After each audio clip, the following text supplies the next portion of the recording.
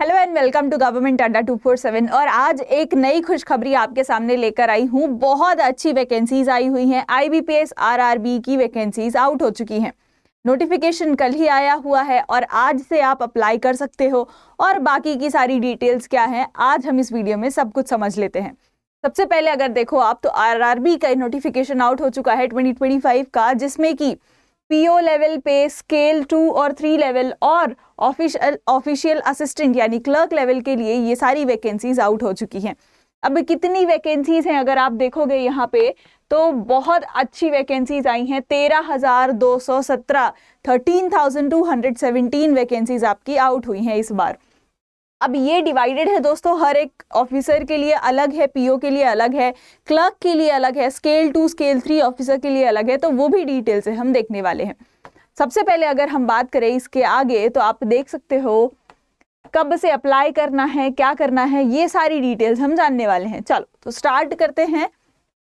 सबसे पहले आप देखो यहाँ पे कौन ऑर्गेनाइज करवाता है तो आईबीपीएस पीओ ऑफ कोर्स करवाता, आईबीपीएस करवाता है। ये पोस्ट क्या रहेगी आपकी, क्लर्क की रहेगी। ऑफिसर स्केल 1 पीओ 2 और 3 की रहेगी। यहाँ पे जो भी वैकेंसीज निकाली गई है, आरआरबी एग्जाम का नाम होता है। वैकेंसीज पर हाईलाइट कर रखना आप। 13,217 वैकेंसीज आउट हुई हैं यहाँ पे। रजिस्ट्रेशन डेट कब से स्टार्ट होने वाला है, यानी आप कब से अप्लाई कर सकते हो इसके लिए, तो 1 सितंबर से 21 सितंबर आज से आप अप्लाई करना स्टार्ट कर सकते हो। 21 सितंबर तक आपके पास टाइम है। ऑफ कोर्स अप्लाई करने वाले हो आप तो जल्द ही क्या कर देना, अप्लाई कर देना है, ताकि लेट जो होते हैं नोटिफिकेशन, हो सकता है कि अगर लेट भरे तो बहुत प्रॉब्लम्स भी आती हैं, तो उसको अवॉइड करने के लिए आप जल्दी भर दो। उसके बाद पार्टिसिपेटिंग बैंक्स कितने हैं, तो 28 बैंक्स ही हैं इस बार। क्या होता है, आरआरबीज को बहुत सारे आरआरबीज थे हर एक स्टेट में, तो उन्हें मर्ज किया गया है और हर स्टेट में अब एक ही आरआरबी रहेगा। तो इसीलिए कितने पार्टिसिपेटिंग बैंक है अभी तक, तो 28 पार्टिसिपेटिंग बैंक है यहाँ हमारे पास। एग्जाम जो होता है आपका ऑनलाइन मोड में होगा। उसके बाद रजिस्ट्रेशन प्रोसेस क्या है, जैसे अगर मैं बात करूँ ऑफिसर लेवल की, पीओ लेवल की, तो उसमें आपका प्री होगा, मेंस होगा, इंटरव्यू होगा। असिस्टेंट की बात करूँ तो प्रीलिम्स होगा और मेंस होगा, यानी इंटरव्यू वहाँ पे नहीं होगा। उसके बाद स्केल 2 एंड स्केल 3 की बात करें तो सिंगल एग्जाम होगा और उसके बाद इंटरव्यू होने वाला है। अब इनकी सैलरी क्या रहेगी, इनका सिलेबस क्या रहेगा, वो भी मैं डिस्कस कर लेती हूँ यहाँ पे। आगे अगर हम इसमें ही बात करते हैं तो आप देखोगे यहाँ पे कब से अप्लाई करना है, ये सारा चीज बताया हुआ है। 31 को क्या हुआ है, इसका नोटिफिकेशन आउट हुआ है। ऑनलाइन एप्लीकेशन कब से कर सकते हो, तो 1 सितंबर यानी आज से आप अप्लाई करना स्टार्ट कर सकते हो। उसके बाद आप नेक्स्ट 21 तक क्या है, आपका एप्लीकेशन फॉर्म खुला रहेगा, यानी भर लेना है आज से ही, कुछ 4-5 दिन में आपको भर लेना है। तो 21 सितंबर का वेट नहीं करना है। लास्ट डेट जो फीस भरने की है वो भी वही है, कोई भी विंडो ओपन नहीं होगी उसके बाद। अब आगे बात करते हैं हम प्रीलिम्स एग्जाम की। तो यहाँ पे आप देखोगे, ये देख लीजिए आप, आरआरबी क्लर्क प्री एग्जाम्स तो कब तक है आपकी, 6th 7th 13th और 14th दिसंबर को आपकी एग्जाम होगी। यानी एग्जाम का भी डेट ऑलरेडी आपको दिया हुआ है, नो टेंटेटिव नथिंग, जस्ट एक फिक्स डेट दी गई है। कब कब होने वाली है, तो 6 दिसंबर, 7 दिसंबर, 13 दिसंबर और 14 दिसंबर 2025 को आपकी प्री एग्जाम हो जाएगी। आगे इसका मेंस एग्जाम का डेट क्या है दोस्तों, तो 1 February 2026 का एग्जाम डेट है मेंस का, जो भी मेंस क्लियर करेगा। और मेंस 2 में था आपका, ऑफिशियल लेवल 1 यानी पीओ पे होगा और असिस्टेंट पे होगा। उसके बाद आपका इंटरव्यू कब होगा, सॉरी पीओ का प्रीलिम्स एग्जाम कब होगा, आरआरबी पीओ का कब होगा, तो ये 22nd एंड 23rd नवंबर को होगा। उसके पहले जो बता रहे थे क्लर्क का था, पीओ के डेट्स अलग हैं, तो पीओ के डेट्स क्या होंगे आपके 23rd एंड 22nd नवंबर। उसके बाद मेंस कब होगा उसका, तो 28 दिसंबर 2025, यानी पहले ही हो जाएगा क्लर्क वाले एग्जाम से, आप देख सकते हो यहाँ पे। उसके बाद स्केल 2 और स्केल 3 के 2 ही एग्जाम थे, एक तो प्री लेवल का एग्जाम होगा, उसके बाद इंटरव्यू हो जाएगा। तो जो फर्स्ट लेवल का एग्जाम होगा प्री लेवल का, वो कब होने वाला है, तो 28 दिसंबर को होने वाला है। अब जो भी मैंने 3 पोस्ट बताई थी, उनकी तीनों की जो एग्जाम डेट है वो भी अलग है। तो बहुत ध्यान से यहाँ पे एक बार आप ऑफिशियल नोटिफिकेशन जो है वो देख लेना। नीचे लिंक पे भी ऑफिशियल नोटिफिकेशन मिल जाएगा, जहां पर आप जाकर सारी की सारी डिटेल्स देख सकते हो। चलो आगे बढ़ते हैं इसमें। अब यहाँ पे देख सकते हो ऑनलाइन प्रीलिम एग्जामिनेशन कैसे होता है, तो ये कब कब होने वाला है, ये सारी डेट्स हमने बात कर ली है। इस पोस्ट की बात करी है हमने ऑफिशियल स्केल लेवल 1 की, असिस्टेंट लेवल की, स्केल 2 एंड स्केल 3 की बात करी है हमने। चलिए आगे अगर हम बात करते हैं वैकेंसीज की, तो बहुत इंपॉर्टेंट चीज है वैकेंसीज कितनी आउट हुई हैं किस पोस्ट के लिए, ये भी देख लेते हैं। तो ऑफिशियल असिस्टेंट यानी मल्टीपर्पज, यहाँ पे क्लर्क के लिए कितनी वैकेंसीज आई हैं आपकी 7972। कम वैकेंसीज नहीं है, बहुत अच्छा मौका है, बहुत अच्छी वैकेंसीज हैं। 7972 वैकेंसीज आई हैं आपकी क्लर्क के लिए। उसके बाद ऑफिस स्केल 1 यानी पीओ के लिए कितनी वैकेंसीज है, तो 3907 वैकेंसीज हैं पीओ के लिए, बहुत अच्छी वैकेंसीज हैं। ऐसे ही लॉ के लिए, सीए के लिए, IT, journal banking officer, marketing officer, इनके लिए सारी अलग अलग पोस्ट यहाँ पे दी गई है। अब इनके लिए एलिजिबिलिटी क्राइटेरिया भी थोड़ा अलग अलग है जिसको हम देखने वाले हैं, पर कॉमनली अगर मैं बताऊं आपको तो मल्टीपर्पज क्लर्क के लिए बहुत अच्छी वैकेंसीज हैं, 7972 वैकेंसीज हैं। उसके बाद पीओ के लिए भी बहुत अच्छी वैकेंसीज है, 3907 वैकेंसीज हैं।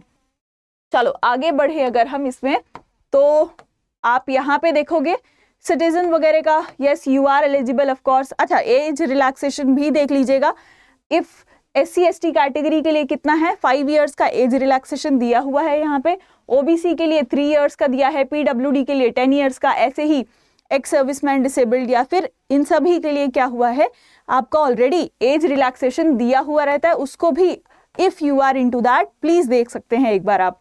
उसके बाद अगर एजुकेशन क्वालिफिकेशन क्या होगा आपका, तो मल्टीपर्पज यानी क्लर्क के लिए अलग है एजुकेशन क्वालिफिकेशन, आप देख सकते हो bachelor degree in any discipline recognise university से होनी चाहिए, किसी भी डिसिप्लिन में हो डज नॉट मैटर, बस किसी भी रिकॉग्नाइज यूनिवर्सिटी, ऑथराइज यूनिवर्सिटी से होनी चाहिए। उसके बाद अगर बात करें असिस्टेंट की, मैनेजर असिस्टेंट स्केल 1 पीओ की, तो bachelor degree in any discipline. उसके बाद सिंपल है, कोई भी डिसिप्लिन से हो, नथिंग।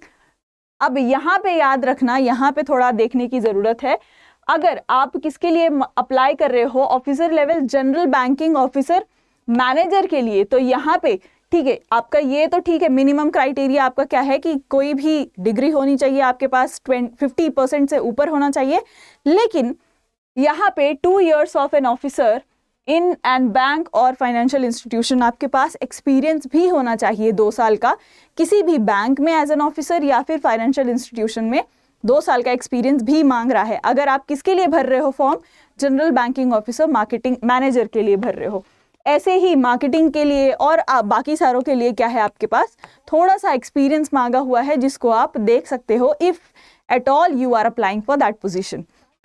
अच्छा आगे बढ़ते हैं, फॉर्म की फीस की बात करते हैं। तो मैम फॉर्म की फीस क्या रहेगी, किसके लिए कितनी फीस रहेगी, तो यहाँ पे आप देख सकते हो SC/ST PWD के लिए 175 रहेगी, 175 फीस रहेगी, और बाकी सभी कैटेगरीज के लिए, जनरल कैटेगरी हो गई, बाकी सभी कैटेगरीज EWS, तो उन सब के लिए कितनी है आपकी 850 आपकी फॉर्म की फीस है।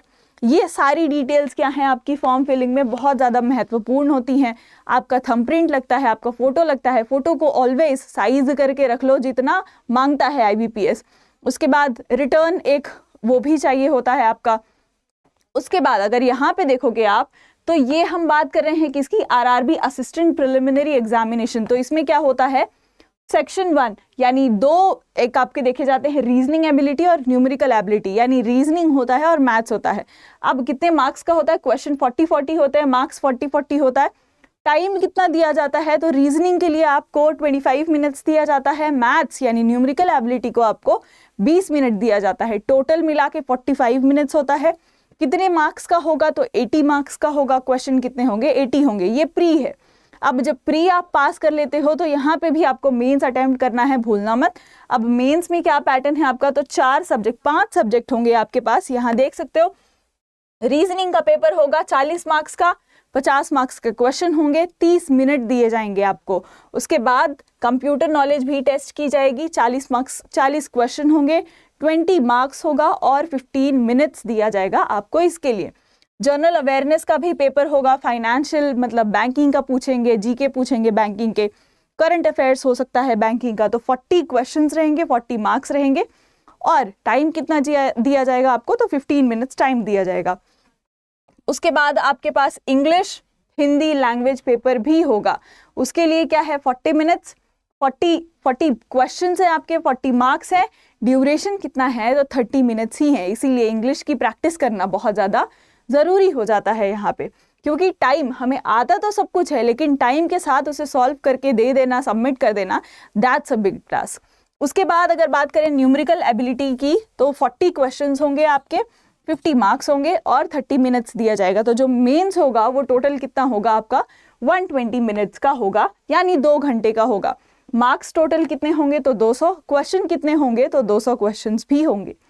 ये था आपका क्लर्क का, जिसमें आपका क्या होता है, इंटरव्यू नहीं होता है। अगर हम ऑफिसर लेवल की बात करें, पीओ की बात करें, तो रीजनिंग होगा और कॉन्ट होगा आपका, सेम सारी चीजें हैं यहाँ पे भी।